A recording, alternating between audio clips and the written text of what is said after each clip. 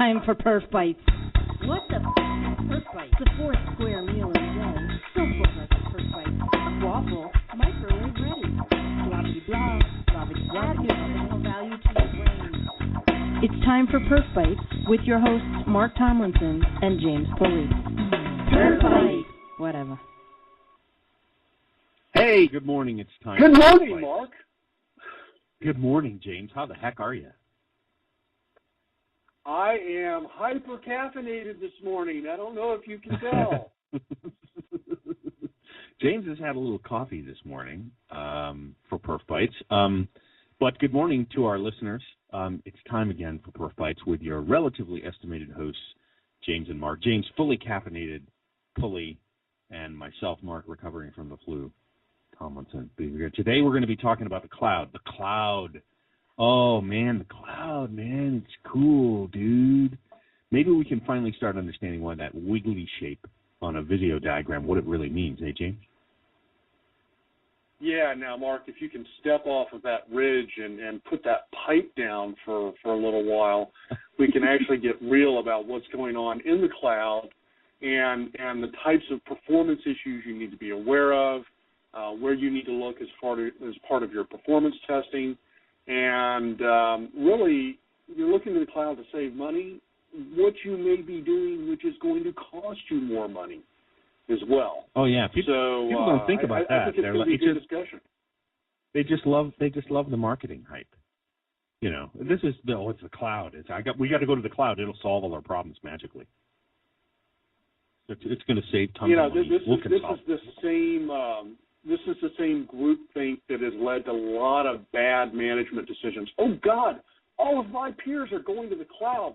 We need a cloud initiative because I need to have that on my resume because my average tenure as a CTO is only about, 24 to 36 months, and I've got to have something that says cloud, for my next role. That's right. That's exactly right. So we don't. What do you have for the news this morning before we get going?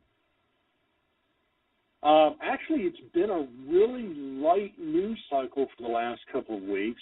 We've had a couple of major events industry-wise for different industries. We've had the Consumer Electronics Expo.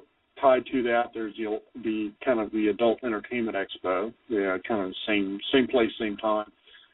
There's SHOT Show for the firearms industry. There's the Detroit Auto Show.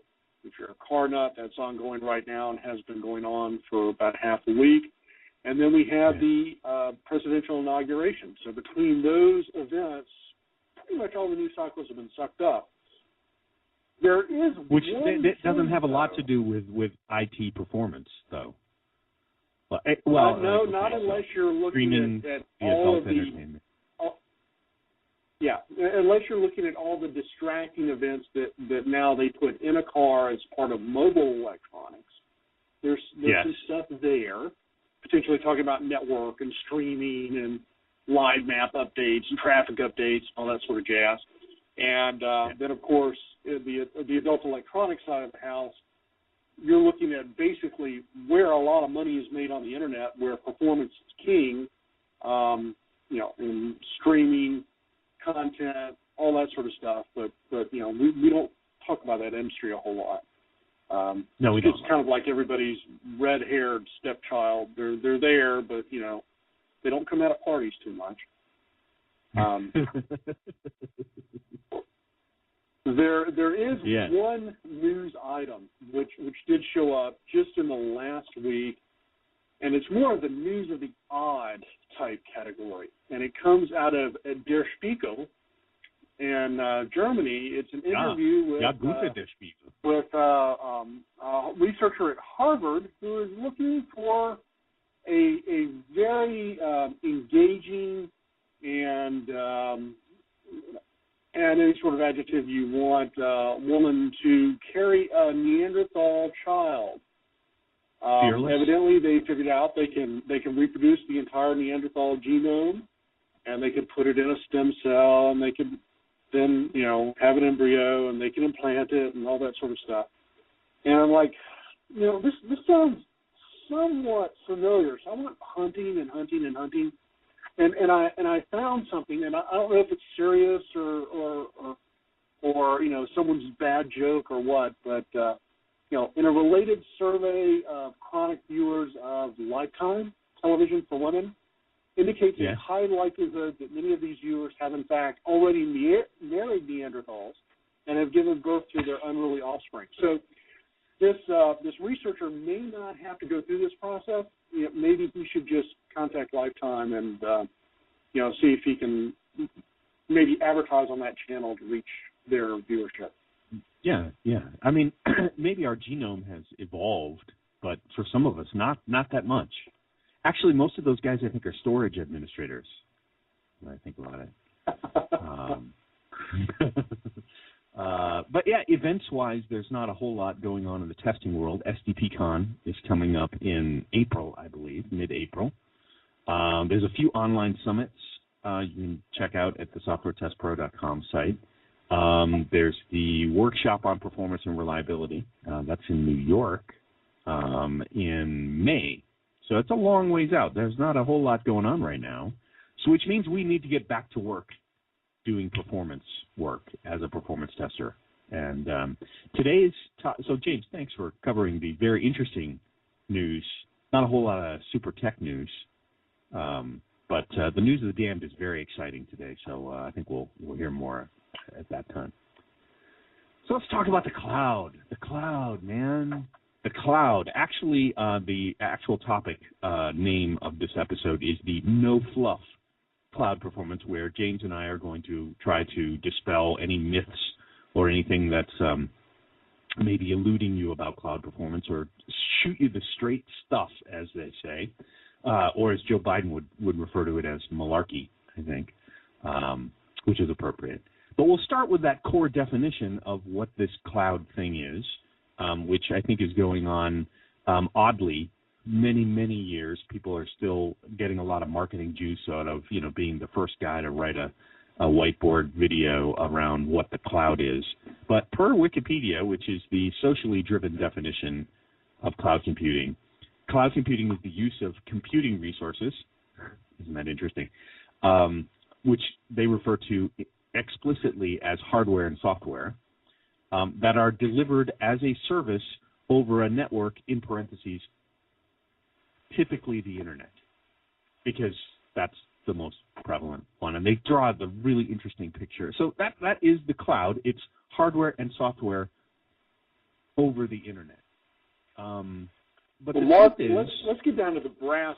Let's get down to the brass tacks here. For most of the virtualization or most of the cloud offerings that are out there, thinking of Microsoft Cloud Azure, Amazon, and their related services, essentially what we're boiling it down to is it's a virtual machine hosted by a big company that's going to rent you the virtual machine, and they're going to charge you based upon some resource model of how you're using it. And oddly enough, the axes of this resource model kind of matches up to, the resource constraints in a performance engineering exercise. They match up to how many bytes you're sending into and out of the cloud, so network, how much RAM you're using, and how many cycles you take in getting to it, so memory, your number of disk cycles that you have ongoing, and your number of CPU cycles. So you might have remembered this from an earlier show. We've got CPU, disk, RAM, and network. That pretty much goes or speaks to monitors that we would normally deploy in a performance testing cycle. Mark? Yes, James. But here's the scoop.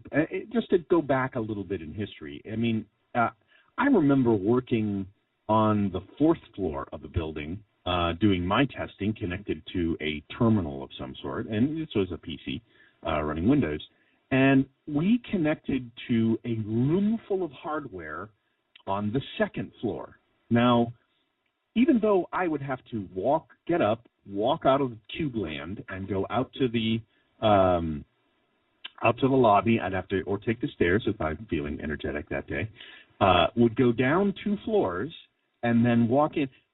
For all I knew, that hardware the actual instance of all of that machinery was, 15 miles or 100 miles away, running somewhere in somebody else's facility, which is oddly, 15 years ago, the whole idea of having externally remotely hosted facilities, which a lot of companies do. They don't have their data center sitting on premise. They put it down the street. And, when it comes to building a testing lab, it's kind of nice not to have to sit in the cold room next to the machine. Although I've done that, James. You've probably done that as well. You have a room full of machinery, and there's the raised floor, and you have to do your load, sitting there with Load Runner until the middle of the night, and it's freezing cold, 60-some degrees, and you're expected, you're testing your performance for, thermal preservation versus. I used to joke that Mercury would send me to all of these exotic locations in North America, and they all looked identical. No windows, raised flooring, right, ice-cold air conditioning, and somebody had access to a resource that I needed to get a hold of, and they weren't in the building. So, they weren't in the building. It was the same location everywhere in the country. So there are a lot of pressures that made us take the hardware sitting on premise and put it somewhere else. One, obviously, James and I are talking about cooling, power and cooling. Power is the other part, right? So if you're paying your electric bill for your facility, you're paying for 100% of the juice you use, whereas if we stick it in a shared facility down the street, they, either for mass reasons or other reasons, they can be more efficient about power usage in the facility that they're creating, particularly if they're trying to run that data center in a room that wasn't designed as a data center. So to understand the cloud, one, you can basically, as James said, you can actually pull out the infrastructure, and you can basically rent the usage of these guys down the street that have all the hardware in the cloud. So you can get infrastructure like networking or storage using virtualization of the operating system and CPU disk memory and network that you may mention. Another thing you can do is, if you really don't care about those hardware specifics, like if you weren't in love with being on HP hardware, in love with being on Sun hardware, because that was the best performance, back in the day, that was how we competed from vendor A to vendor B, and James, you and I did a bunch of bake-offs between vendors. If you don't really care about what vendor you're with, you'll go into the cloud. Now your vendor is the cloud provider, and, they may have, generic boxes, or they may have a little Dell hardware or some HP hardware. They got whatever hardware blade of the month it is. But you don't care. You just want the platform. So give me a Unix platform or a LAMP stack or a J2E app or a .NET app stack. And you're basically saying, give me the platform, and then I'm going to build on top of that. But I don't want to have to, all the costs and headaches of administering all of that, physical infrastructure and or the operating system's, tweaking configuration. I don't want to worry about that stuff. Well, it's funny because, when the software hits the hardware, that's where the performance problem actually comes to exist. It's how the software uses the hardware that is the nut of that. The last kind of cloud architecture you'll find is somebody that would just be a cloud application layer. So this is where somebody's even taken care of the entire infrastructure, they've taken care of the entire platform, whatever it's built on, and they sort of offer to use sort of a pre-built, template-driven kind of framework. I think of like Ning. Ning.com is like a social networking interface site. Teambox is another one. So you can sort of, Facebook to some extent, you go to Facebook and they give you the application, and you can build an application that runs on top of Facebook, but you don't know what platforms underneath. You don't care what hardware, networking. You don't have any of those headaches. You can just live in your app code and throw it in the cloud, and somehow it will perform. And you'll notice in my voice that things start to shift now because, I'm right at the beginning of this whole cloud phase. I was right there with Larry Ellison saying, well, nothing is new about this seriously, because how is this different to us as testers or developers or IT professionals than just having a remote hosting provider? James, I don't see how this is any different. There's a bunch of stuff running in a closet somewhere down the street, and, we pay a guy, hey, rather than having this in our own broom closet, we'll give you $50 a month and you run it down wherever you want. We don't want the headache. Well, there are a couple of core differences. As people move to a remote hosting facility, that first generation of migration was really just moving physical hardware.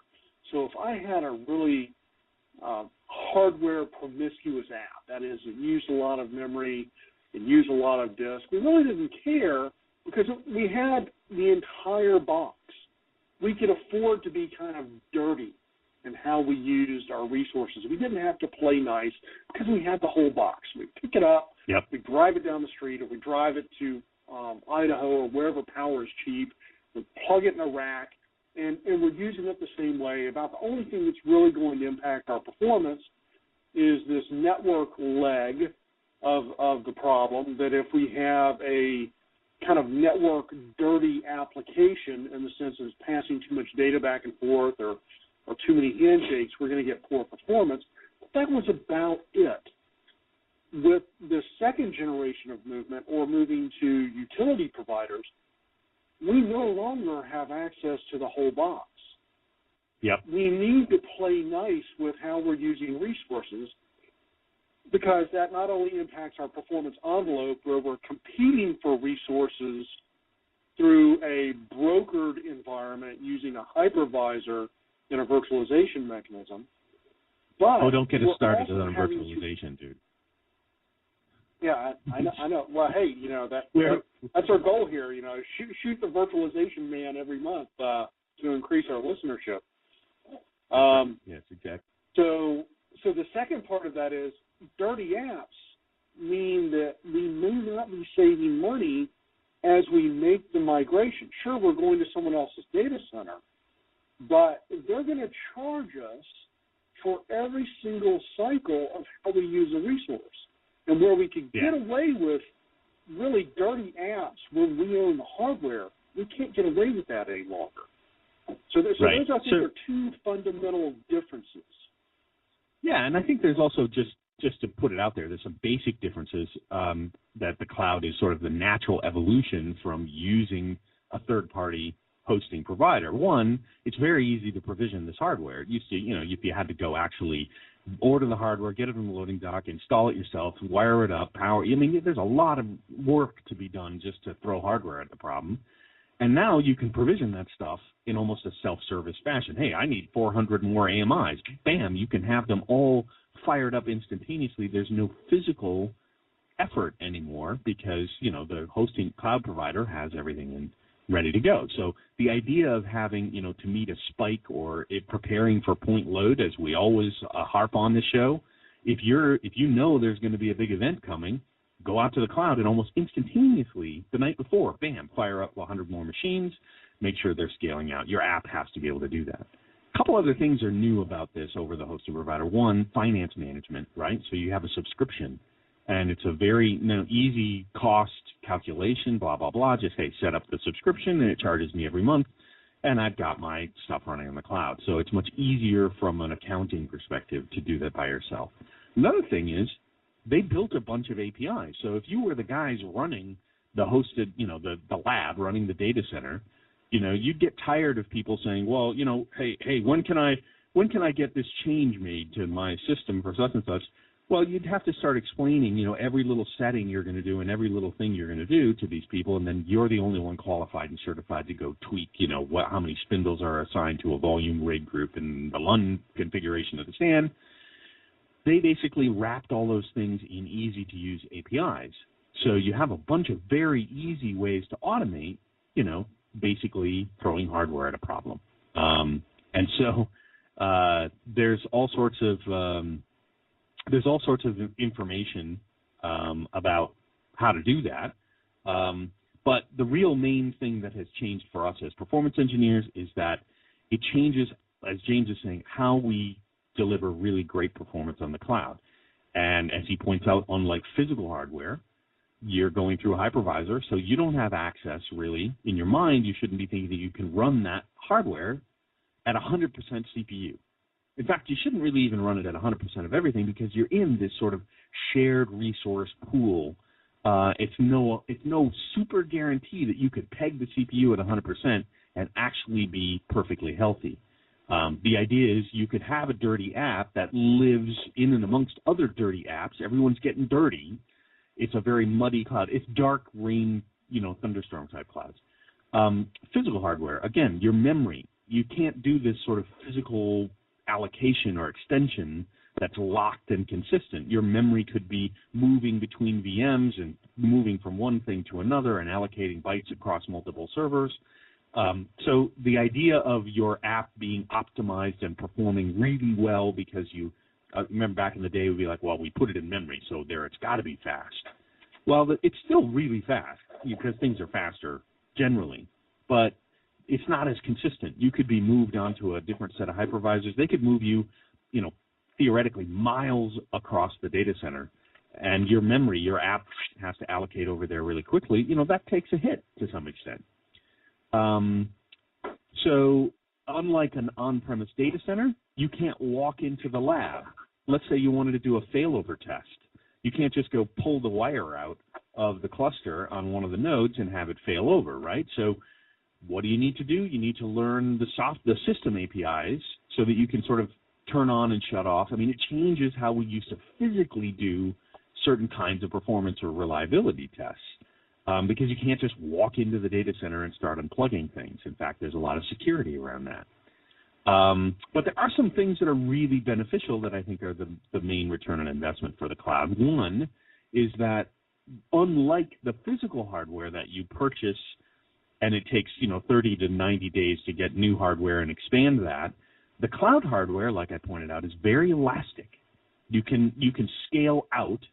In fact, you can even scale up in many cases, and you and have for spike load, tremendous amount of resources almost instantaneously, and so that's really, really good. The other thing that the cloud can do is it can contract. So when was the last time you bought, for the holidays, you bought 400 servers, and just to get the performance to work? And turn around at the end of the holidays, and it's like, all right, well, now what are we going to do with these 355 servers because we don't need them for another holiday? I've had customers that actually have to how do I contract the system and reap that, hardware expense back into things? And Mark, that brings up go ahead. No, go ahead. You were going to bring up something about architecture, I think. Your issue on expansion and contraction speaks directly to how your application architecture might want to change as you move to these cloudy, fuzzy, puffy environments, whatever we want to call them. Storm clouds. Storm clouds, exactly.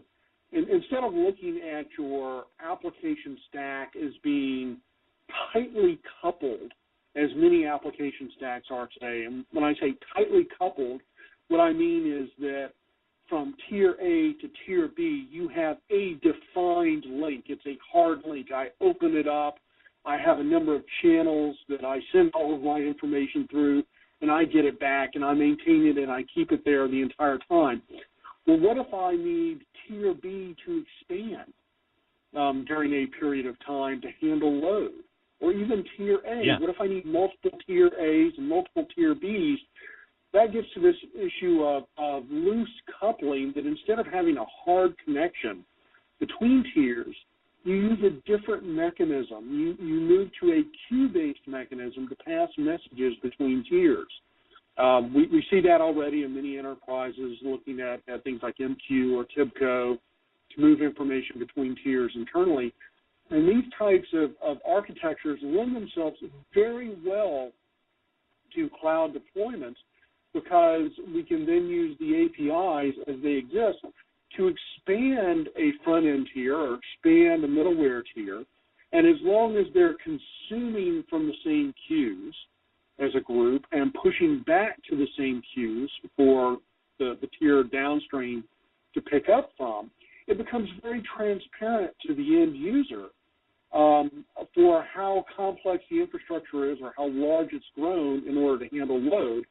And Mark mentioned these APIs earlier related to standing up an instance or shutting down an instance, applications can become self-aware that when they reach a certain state of not grace in how the application is performing, they can automatically set up and spawn another instance of themselves. And then when they reach a state of low utilization, they can begin shutting themselves down. So you can have applications which expand and contract as needed for load, which is very, very interesting from an architectural standpoint. But from a performance standpoint, this can be magical, but you've really got to architect for it if you want to leverage the benefits, particularly in a utility computing environment where you have these capabilities to stand up an instance, shut down an instance, to have instances that are self-aware on how they're using resources and things of that nature. Mark? And if you're a classic IT performance guy, James, and you and I probably, or in many cases back in the day when we had on-premise physical systems, there was a mantra which was like, don't throw hardware at the problem.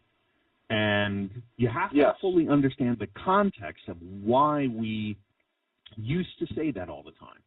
And one of the reasons we used to say that is because, first of all, the cost of throwing physical hardware at a problem, not only was it physically hard to do, you throw your back out. I mean, you should be careful. Workers' comp, is expensive. And but the idea being that there was a tremendous cost overhead to allocate, get the resources, put them in place, the time it took to do that. The cost of throwing hardware at the problem was so high that it really paid off to make sure your app was perfectly tuned to fit in the hardware that it was going to be running on. You've got N number of machines. You need to make your transaction fit on those machines. And, only in the worst case do you're like, I've got all my numbers and I've just proven it. We need 4 more app servers in a certain tier. And then, it still took 45 days. You had, there were all these that's sort of so old school, right? So because the cost... Well, not only that, but developers, particularly inefficient ones, will scale to fit whatever hardware you throw at it. So if you throw the most expensive piece of hardware available from HP or Oracle, used to be Sun, a very bad developer will eventually consume all the RAM, all the CPU, and all the disk bandwidth.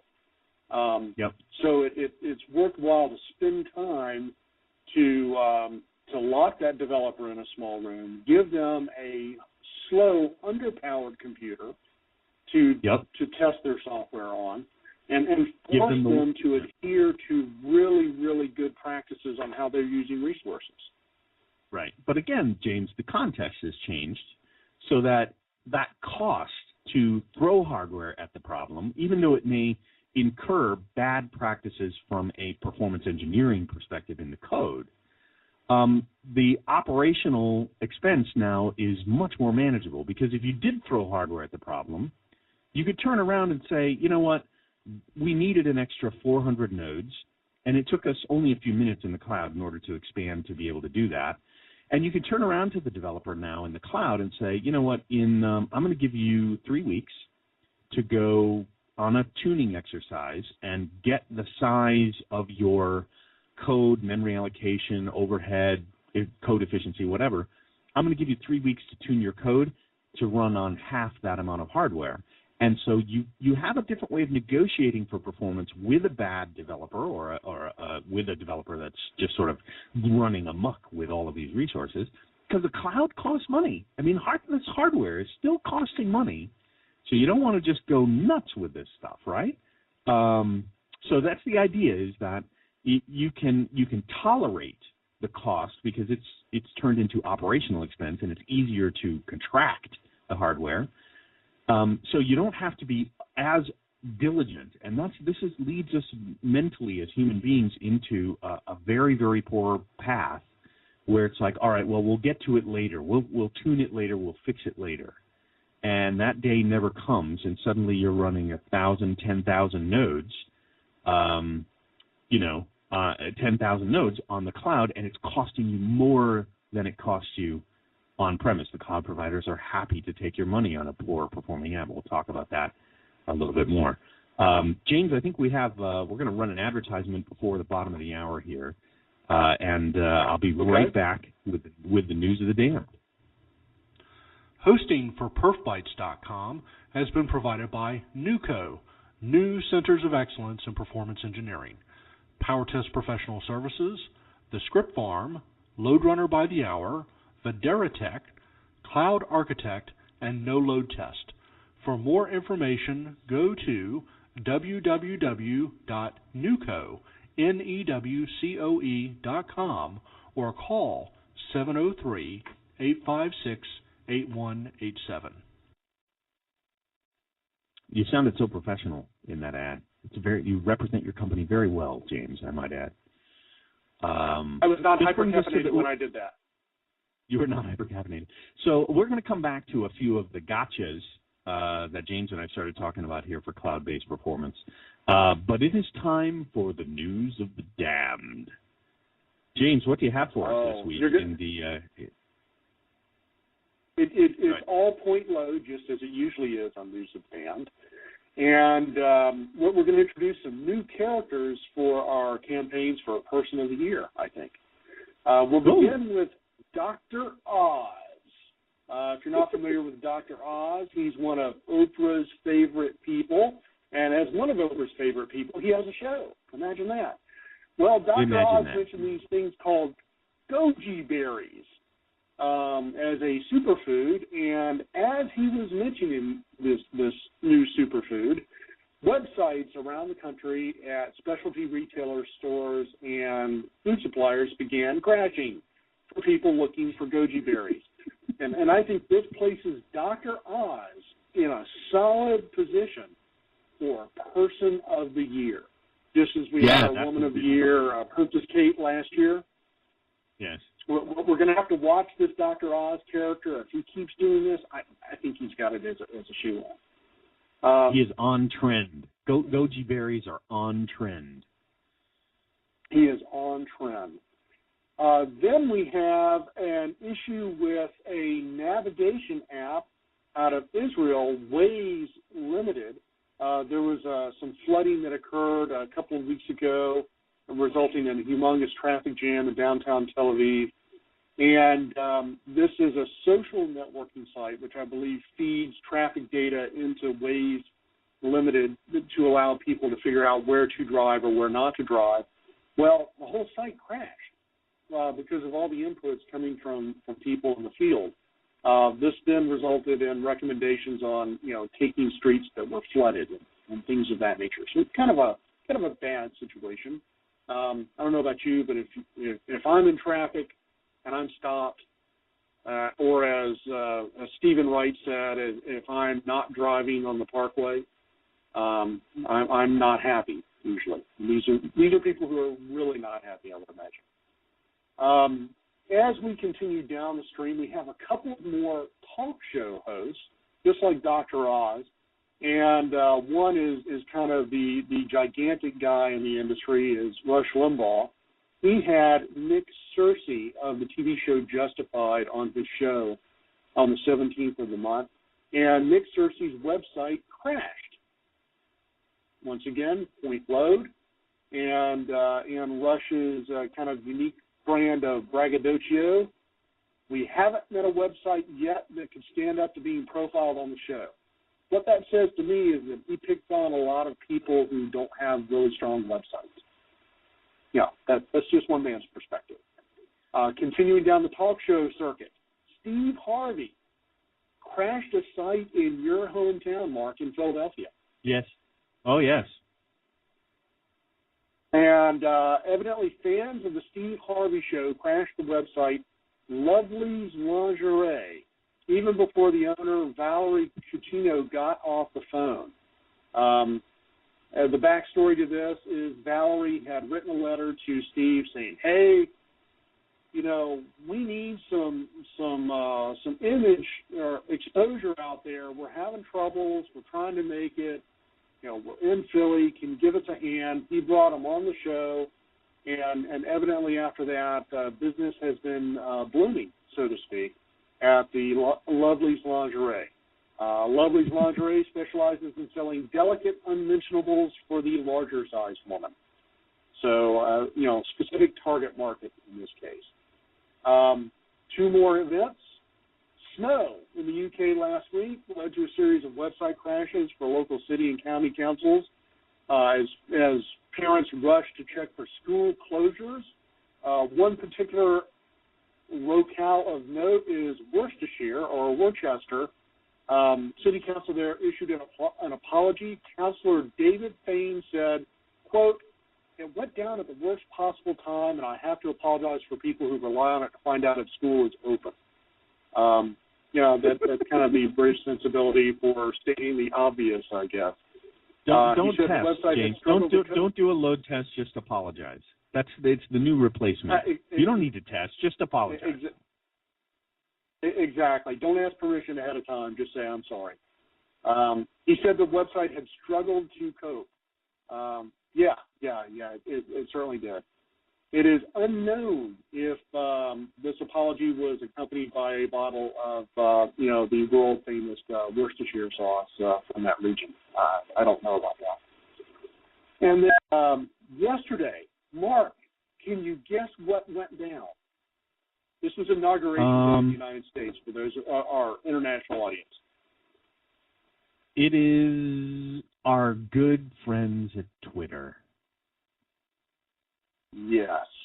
The whale appeared with the little birds trying to carry the whale. I'm looking so at much excitement on the mall. Boom. Yeah. I'm looking at downrightnow.com. If no one's at that, you can take a look at this. It's a really nice site, but they didn't just go down. I mean, it wasn't 100% outage, right? They're about 50% outage, so certain different APIs or something is not going right. But they have been basically in the red, so to speak, for like the last 20 hours. I mean, it was 12 hours consistent, a couple of really hard downs. And this is all external anecdotal. I mean, we definitely are not trying to, say that these guys are terrible, but it's Twitter. The inauguration is coming for how long? I mean, every January 20th, every 4 years. I mean, give me a break. This is coming forever. And I have a suspicion, James, that our friends at Twitter have a geo-correlated algorithm for probably image uploads because they're rather large packet sizes on a mobile device. And if you watch the inaugural parade or anything, everyone has a device. They're streaming video. I would love to know from Twitter, what if all of that traffic was geographically routed to, say, Amazon in Virginia, right? If it's all going to that one data center, which actually the asynchronous nature of Twitter, we would have been smart if we sent that traffic halfway across the country. Even if it were a little slow, at least the system would be up. So it would be very interesting to see sort of what things are doing. They're getting back to health now on some of these APIs, but again, Twitter just paving the way for learning about the modern world of performance, which is very exciting. So James, that is the news of the dam. Thank you. That's wonderful. By the way, we failed to mention it again. You can call us. So if you do have a question, it's a talk show, right? So you can give us a call. If you have a question about performance or load testing, or even if you'd like to send us your wish list at lovelieslingerie.net, you can email us at info@perfbytes.com or give us a call at 805-285-9869. Now, James, I want to get back to some of our sort of gotchas, which we started talking about. Are there, I wrote down a few here in our notes. Are there any right off the top of your head that you just see people doing, that poor cloud performance? Like, what's the one gotcha that you can help? Wow. The biggest one I see, and it's really coming from outside of IT, it's coming from the C-level executives, is someone simply making an arbitrary decision. We're going to take our apps and move them to the cloud and shut down our data center.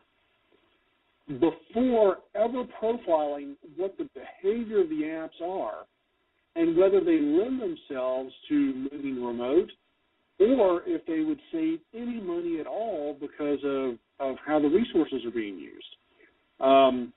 They seem like easy decisions to make. Oh, the cloud is cheap. It's broadly available. We have many providers we can move around. But the very realistic nature of the beast is once you move that platform, you're not going to pick it up and you're not going to move it from Amazon to Microsoft or Microsoft to IBM. It's probably going to stay there for a while. And if you haven't done your homework ahead of time, if you thought it was expensive paying for power and paying for that computer that you already paid off 3 years ago and the storage system you paid off 3 years ago and you're advertising out, wait till you get a really bad app on a cloud provider where you're doing a lot of table scans in your database, where you're table scanning 10 million rows before you're returning a set of data for every query, where you have a huge amount of RAM issues associated with bad memory allocation. Pick your language, it really doesn't matter in this case. Where you have a lot of network handshaking going back and forth, so those miles between you and now your data are really going to harm your performance. That's really what I see as a general bad practice that seems very prevalent. Is someone making an arbitrary decision, we shall move, and of course, usually they've sold the hardware off by the time they've decided to make the move. They've already negotiated that piece. So there's no going back. You're stuck at that point. Yeah. And along with that, I think you bring up a good point, because we have a habit in IT of sort of being siloed, and maybe even siloed around an application initiative where there's maybe your career is attached to making sure this project comes off successfully and performs well and does everything. So we test, or we make sure that app is tested and scaling and performance is working well just for that app by itself. And as we stated, with virtualization, and particularly the virtualization running in the cloud, the real thing here is that your app is going to be running shared. It's in a shared space with shared resources, and if you don't test in an integrated way on the cloud of the cloud, you can't get the sizing of your virtual machine on the cloud right the first time. And so even though it's easy to spin up an AMI or spin up a virtual machine running in the cloud, or throwing more resources at a given performance issue, if you've never gone through that exercise of sizing the machine or the virtual machine and making sure that you're ready for launch day. I mean, one of the things when I think about these game day scenarios, basically game day test strategies, is you're going to include, what if we need to double the amount of RAM and scale up? Scaling up is a little harder to do on the cloud, because you've got to maybe spin up a new instance with more memory and then spin down the old instance with less memory and sort of shift the workload over to these new machines. So there's a lot of artful dancing with load balancing and clustering and all these interesting things. You might even want, as you point out, James, really advanced people that are really savvy about the cloud will have multiple cloud providers. So they'll actually be sort of massaging, multiple machines running in multiple different cloud providers. And from a performance perspective, you're sort of playing with the big knobs, as we would say.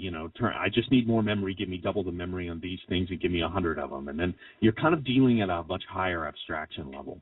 One of the other gotchas that I'll say is, go ahead. Now, there are some really good examples of the efficiencies of the cloud that can come into play. The New York Times a couple of years ago decided to use Amazon and a technology called Hadoop to basically digitize their entire gallery of 130 years of newspaper. So turn them all into TIFF images or PDFs. I can't remember which one it was. But they ran a test to do this. Took about an hour. They made a mistake, they fixed it, and they ran it again, and to digitize 130 years worth of newspapers took about an hour. Wow. And it didn't cost a whole lot of money to do this, because they spun up just what they needed, and when it was done, it spun itself down. So they used just the resources they needed. That was a very great example of efficiency and being able to take advantage of this type of utility computing model and the advantages that it brings to the table. I also want to bring into play here a book in case our audience is not aware of it. There's a fantastic book. It's actually a fairly short book for an O'Reilly book called Cloud Application Architectures, Building Applications and Infrastructure in the Cloud by George Reese, R-E-E-S-E. And as I said, for an O'Reilly book, it's fairly small. It's less than 200 pages. So it's an easy airplane read if you're taking a couple of trips or if you're running a couple of performance tests. And we'll put a link to this up on our website at the end of the show. Sure, put it in the site links. A couple other things that you need to keep in mind if you're going to do performance testing on the cloud. There's lots of load testing tools out there that will help you, basically that will help you test your cloud, test the cloud of the cloud for the cloud. And we've had BlazeMeter. Alon was on a while back, a couple of episodes ago, and he shared a lot about compute units, and that compute unit is not the same as like 100% guaranteed system CPU. It's, you don't run your app at, extreme amounts of CPU. You scale it out. You have a different architecture. So the book is a great way to learn about how to re-architect the app to take advantage of elasticity, scaling up, scaling down. But it doesn't let you off the hook for kind of the core things that you need to do for load testing anyway. And the first thing I'll say is James and I are talking a lot about CPU disk memory network. You still need to monitor those things. And good thing to know, a lot of the hosted providers will have monitoring built in. EC2, Amazon's EC2 has built-in kind of monitoring. So you can see some of what's going on inside their infrastructure. You can't see everything. You don't know the configuration, security reasons and stuff. But you can see basically core, how much CPU, which machine is overloaded. You can still have, logins if you have platform or infrastructure. You can see, garbage collection. So you can do all of the same things. So don't let anyone tell you, oh, we're in the cloud, we don't care about that stuff. As a performance tester, that's still a physical machine running somewhere in the world with a bunch of virtual machines running on top of it. So you still have to do monitoring and diagnostics. So there's a bunch of great cloud vendors out there that do APM. They, the same guys, your old BMC guys, HP, they all have sort of cloud-based versions. New Relic is another great tool that James, you and I have used a bit. It's sort of pseudo-diagnostics. There's also logging. There's a lot of tools that you actually already live out in the cloud, and they have pre-built kind of plugins. They know how to live in the cloud. So it's like all of those tools are there. So don't forget that you have to do performance monitoring of all of that stuff. And in the last section here, James, I think we really need to touch on the money side of the equation. And let me put it this way. There are many ways that the cloud provider is happy to take your money, specifically as a result of, as what James calls, a dirty application or a bad performing application.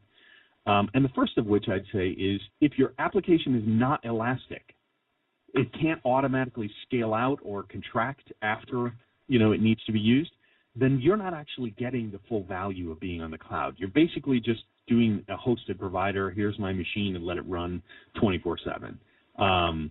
If you're monolithic in your architecture, and in that case, you may want to consider looking at physical co-location. Just rent a whole machine, because especially if you don't know your application's performance envelope. And companies like Rackspace, they have physical machines, then they have Rackspace Cloud for virtual machines. Yeah. So you can pick whichever tier is appropriate. Yeah. The other thing that if you're a performance tester and you're a fairly technical person, sometimes you're going to be talking to a manager or even executive type. One of the other promises of this cloud infrastructure is that you pay as you go. And as a cloud provider, the more you go, the more money they make. So again, a bad performing app takes up more CPU and it costs more money. If your app needs a lot of compute power, right? The CPU hogs an application that does a lot of inefficient processing, that costs more money. Network bytes, if we haven't been totally clear about this, they charge you for the number of bytes going in and the number of bytes coming out of the cloud so that they can afford these giant pipes in the data center. The more your app uses network or inefficiently sends stuff back and forth redundantly, that costs more money. Storage costs more money, right? So if you're archiving on the cloud, meaning you just have a bunch of parked data that's sitting out there, it seems really cheap on paper until you sort of set it, forget it, and the next thing you know, you've got 100 terabytes sitting there, right? So it's really designed to keep the bytes moving or find cheaper ways to park that storage in an offline or just delete it if you don't need it, right? Generate your analytics and get rid of that data as soon as possible. We've talked a little bit about load testing. I think the maturity of the tools, James, you and I have talked about SOSTA. There's HP SAS, which has a long legacy of being able to work. Keynote's been around a very long time. There's also, I think Gomez has some load testing capabilities. I'm trying to BlazeMeter, our friends at BlazeMeter for load testing in the cloud. GridInit is the other JMeter solution that's pretty good. Tim's a nice guy. So basically, load testing the cloud of the cloud for the cloud is actually a very cost-effective thing to do, mostly because a lot of people don't like buying hardware in order to run a load test. So if you can spin up a load test from the cloud to test your cloud-based app, that actually works really, really well. There's a couple of gotchas there around, the scope of responsibility. So if you don't have 100% control of the system, you're still cooperating with your cloud provider, you've got to have different players involved in order to make sure that happens. The other thing is always privacy and data as well. So if it's still a hurdle for compliance if you have test data running outside the firewall and all this stuff. But hey, if the app is already in the cloud outside the firewall, then maybe that's the least of your worries, right? So the last thing I'll say is, as James points out, the money you save by consolidating the cloud may not always pay off in the end, because moving all that shared workload and starting to work in that more integrated way, not a siloed way, if everything is running on top of one of itself together, there's organizational and process implications, right? How we work together as people. Even though it sounds great that we can do all this stuff with the technology, it takes a whole other level, changes to your processes, the skill sets in an integrated fashion get blurry. They're not siloed as a tester or developer, engineer, system admin, you name it. You have to sort of blur lines. So if you're kind of an old school IT person, if you're moving to the cloud, the truth is you do need to learn some new skills. Mostly you need to learn not just technical skills. You need to learn how to organizationally work together and get the flow working with this sort of on-demand, pay-as-you-go, self-service kind of cloud world. James, do you have any other things about sort of the financial perspectives on cloud? I think you hit them all, Mark. It can be very, very cost prohibitive, especially for those dirty apps that I've mentioned earlier from a resource perspective. And I want to take this opportunity to kind of pick on the big tool players. A lot of people think that you and I come from big tool background for different providers. And so some people have the impression we don't pick on the big tool providers enough. Well, yes. Start your recorders. Here's picking on the big tool providers.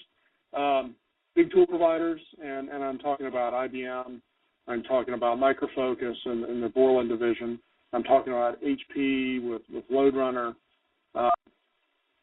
Please, you need to update your product so you have direct hooks to the major cloud providers that are out there, and you need to store machine images that are patch appropriate for whoever's going to make use of those cloud infrastructures. So that if I've just installed LoadRunner 11 patch 5, I can automatically go and it will load the appropriate machine image on Amazon or Microsoft or IBM's cloud infrastructures, and I won't have patch conflicts, and I can spin up the number of load generators that I need and at the end shut them down. This whole morass of having to go and start load generators manually, run my tests, shut them down. The cloud's been around for a while. the smaller, more nimble providers, and, everyone likes to say, hey, SOS is the big person in that tent. They are, primarily because of their integration with all the different cloud providers. They can do precisely this. It's a great feature. You only pay for what you need. So get on board, and because all your customers are going to want to test their applications in the cloud, and having load generators within the cloud premises prevents them from having to pay for bytes in and bytes out during that test window. So that's critically important. And like I said, HP, Borland, IBM, please, get your act together and join the revolution. Hear ye. I think that's very true. And the big challenge is converting from sort of SaaS services type delivery, like it's the same way an old hosted provider had to adapt into these new concepts for cloud. An old hosted load testing, take a Keynote or the old HP SaaS stuff, was a real service, and you had a technical account manager. There was a lot of management. It wasn't very quote unquote self-service at that point. That needs to convert, and look at. There's a lot of new competition in the market. One of our SOS is a good one. BlazeMeter is a good one. The totally self-service tools in the cloud overcome a lot of those hurdles. They're not as sophisticated in some ways, but in many ways they're actually a good source of competition. James, we're coming to the end of the session. I have a poem to share before we close out the show. A poem about cloud. Are you ready for this? Sure. Go ahead. All right. You cloud, so new. How funny is it that you came from nowhere, it seems, but you look so familiar. We can't make you disappear with psychokinesis. You cloud, so green.